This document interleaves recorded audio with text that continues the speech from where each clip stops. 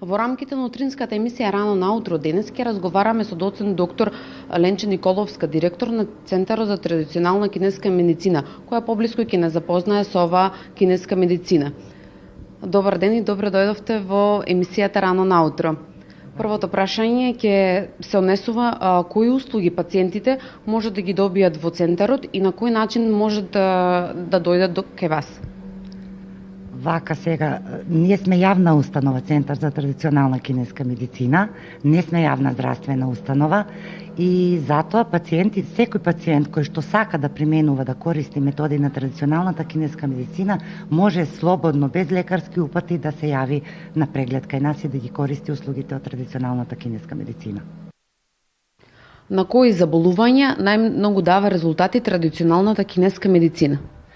Најдобри ефекти се постигнуваат при третманот на болки, без разлика од потеглото на болката. Значи, тоа се најбрзи резултати, не најдобри резултати, бидејќи кога станува збор за акутна болка и кога веднаш се применуваат методите на традиционална кинеска медицина, за многу краток период се добиваат многу добри резултати и намалување и отстрнување на болката. Инаку кинеската медицина се применува кај голем број на болести, заболувања на респираторен систем, заболувања на гастроинтестинален систем, бубрежни заболувања на кардиоваскуларен систем, хипертензии, тахикарди и други аритми.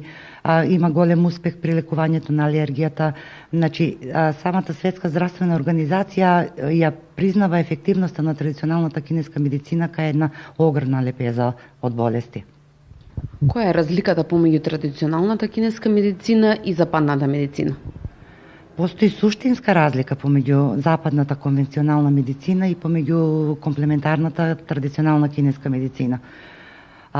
Западната медицина обично ја лекува болест, додека кинеската традиционална медицина секој пат го гледа пациентот како, или човечкото тело како збир, единство помеѓу психата и помеѓу телото. Значи, за нив се е енергија, тие го лекуваат пациентот, не ја лекуваат болеста и на секој пациент му се одредува индивидуална програма за лекување. Имаме случаи кога пациентите имаат исти симптоми, значи чувствуваат исти симптоми, исти нелагодности, но начинот на нивното лекување е сосема различен. При диагностицирањето на болестите, западната медицина користи диагностицирање, лабораториски испитувања, додека традиционалната кинеска медицина користи има посебна диференцијална диагноза, најпрвен ги класифицира симптомите кои што ги чувствува пациентот, ги класифицира и го одредува синдромот на заболувањето и во согласност со тој синдром го определува начинот на лекување. Значи, кај нив диагнозата се донесува врз основа на принципите на 8 зла. Тоа е дали е топло-ладно, дали е внатрешно-надворешно, дали е јин и јан. И на тој начин се собираат сите тие симптоми и се одредува синдромот и во согласност со тој синдром му се одредува програмата и акупунктурните точки кои што ќе бидат вклучени при лекувањето на пациентите. Кога станува збор за начинот на лекување, потребно е обично да се прават еднаш во неделата третмани. Секој третман трае по 1 час и комбинацијата од различните методи кои што се применуваат во традиционалната кинеска медицина се прави во согласност со диагностицираниот синдром. Дали лекувањето на пациентите е само комплементарно или е во комбинација со медицински третман? Овде во Центарот за традиционална кинеска медицина се применуваат само комплементарни методи на лекување. Значи, ние лекуваме само со методите за традиционална кинеска медицина. Но инаку, кога би ја спомнали и конвенционалната медицина, тоа е еден идеален спој. Значи, тоа е интегративната медицина и тие би делувале совршено како спој помеѓу конвенционалната и комплементарната медицина. А Центарот дава само комплементарни услуги. Сега кажете нешто повеќе за истражувачката и едукативната дејност во Центарот. Вака сега, значи не спомнавме на почетокот дека во центарот има 3 сектори. Едниот сектор за кој што зборувавме досега, тоа е секторот за апликативна дејност, односно секторот во кој што се даваат услугите од областа на традиционалната кинеска медицина. Тука влегува акупунктурата, мокситерапијата, капинг терапијата, терапијата со гуаша, туина масажата, тајчи вежбите, чигонг вежбите. А вториот сектор тоа е секторот за едукација или тренинг центарот, а третиот сектор е секторот за научна истражувачка дејност.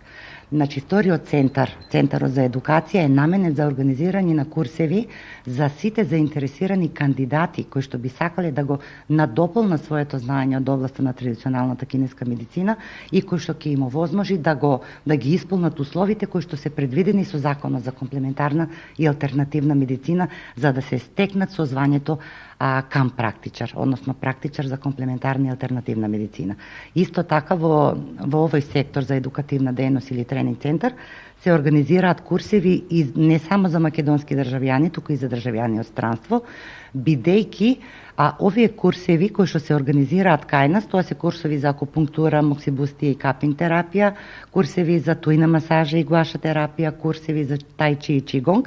Овие курсеви се одвиваат по студиските програми од универзитетите од Кина. Значи ние целата работа на овој центар е во тесна соработка со универзитетите од Народна република Кина. Кажете ми, каде се има едуцирано кадарот кој ќе лекува во овој центар и колку време им траеше обуката? Сите вработени во Центарот за традиционална кинеска медицина се едуцирани во Кина. Значи сите беа на обука во Кина, баш сите бевме на обука во Пекинг, само во различни болници. И јас конкретно бев во болницата Гуанканмен во Пекинг, пред да заминат останатите вработени, а потоа тие заминаа заедно и беа на 10-месечна обука. Значи тоа е еден од условите, се стекнаа со сертификати од универзитетските болници каде што им беше помината нивната обука, се здобија со знаење, си го полагаа на крај завршниот испит за да си ги добија сите овие сертификати и ги исполнуваат сите услови кои што треба да ги исполнат според Законот за комплементарна и алтернативна медицина.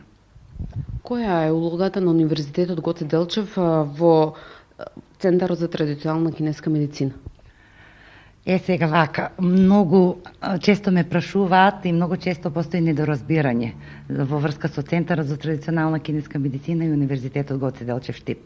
Најпрв би сакала да кажам дека целиот проект за имплементација на кинеската традиционална медицина во Република Македонија, тоа е проект на владата на Република Македонија, кој што уште од самиот почеток му беше доделен на Универзитетот Гоце Делчев во Штип, а ја бев назначена за раководител на тој проект или за координатор.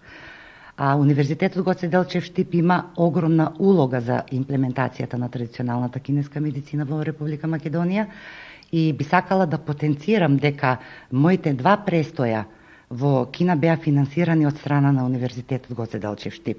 Значи, и воедно би сакала да им се заблагодарам и на претходниот ректор, господинот професор доктор Саша Митрев, и на сегашниот ректор, професор доктор Блажо Боев, за огромната поддршка која што за цело време ми ја даваа за да можеме да го развиваме и да го реализираме проектот за имплементација на кинеската традиционална медицина. Кога станува збор за Центарот за традиционална кинеска медицина, основач на овој центар е владата на Република Македонија. Значи, мораме да ги разграничиме нештата. И ние сме основани и финансирани од страна на влада на Република Македонија и представуваме единствен центар во Европа кој што е основан од страна на владата на една држава. Се размислува ли за изучување на овие вештини на факултетите за медицина тука на Универзитетот Гоце Делчев? Како што спомнав претходно за огромната поддршка што има цело време од страна на универзитетот, ние уште пред отварањето на Центарот за традиционална кинеска медицина веќе ги изготвивме програмите за додипломски студии за традиционална кинеска медицина. Значи тоа е последна постапка која што веќе трае. Ги припремавме и стигнавме до преведување на овие студиски програми. Тоа се замислено е да бидат 5-годишни студиски програми, исто така идентични со студиските програми во Народна република Кина на нивните универзитети и се чека акредитацијата на овие студиски програми за изучување на традиционална кинеска медицина. Инаку е замислено понатаму да се отвараат и мастер студии или магистерски студии од областа на традиционалната кинеска медицина. Додека во Центарот за традиционална кинеска медицина, бидејќи ние не сме високообразовна установа, ние не можеме да отвараме студиски програми, туку ние можеме да отвараме само, да бидеме само тренинг центар. Ние можеме да спроведуваме курсеви. Тоа се курсеви од 2500 часа за оние кои што имаат завршено 180 или 240 кредити од областа на медицинските стручни студии и времетрајање од 1500 часа за оние кои што се доктори на медицина или стоматолози или фармацевти. Јас ви благодарам, професорки, што бевте гостин во емисијата Рано наутро. Јас ви благодарам за поканата и ве поздравувам.